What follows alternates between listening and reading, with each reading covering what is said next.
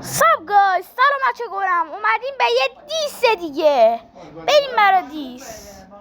جا و چهار اگه نصف شب داشتی رانندگی میکردی و یه مرد با دستای بلند کنار جاده دیدی، اصلا توقف نکن. جان؟ قسمت از جاده هیچ وقت نباید آبر داشته باشه. پس نباید نور داشته باشه. وقتی بهش نزدیک شدی چراغاتو خاموش کن. خب نزدیک نمیشم، مستقیم کت میکنم میرم توی تحت سنگ میمیرم. و طوری رفتار کن که انگار نمیبینیش. ولی داداش من دارم میبینمش. اگه موتور ماشینت از کار افتاد باید این کارا رو انجام بدی. ای بابا باز این کارا رو انجام بدیم، خودت داری دیگه جن زده میشی.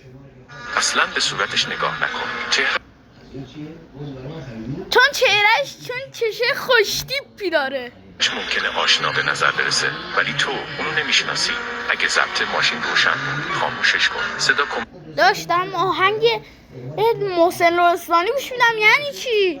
میکنه اون راهشو به داخل پیدا کنه. وقتی شروع کرد دور ماشین چرخیدن، اون موقع یه دونه برگه میارم و توش 100 تا فوشی نویسم و میرم بهش و فرار میکنم.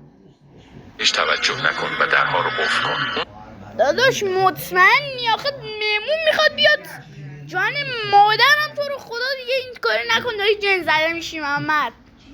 سعی میکنه هر طوری که شده وارد ماشین شه. اگه اومد کنارش گو میخوره.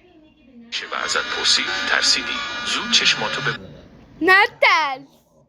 و فقط سرتو تکون بده. اگه 4 بار به شیشه زد، منم 5 بار به شیشه میزنم.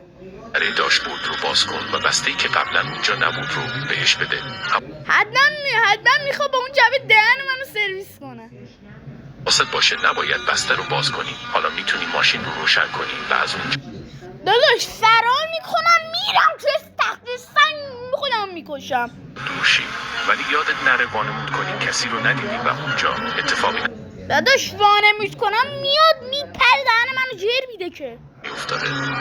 فقط وانمود کن. داداش این چرا قیافه شبیه حضرت موسیٰست؟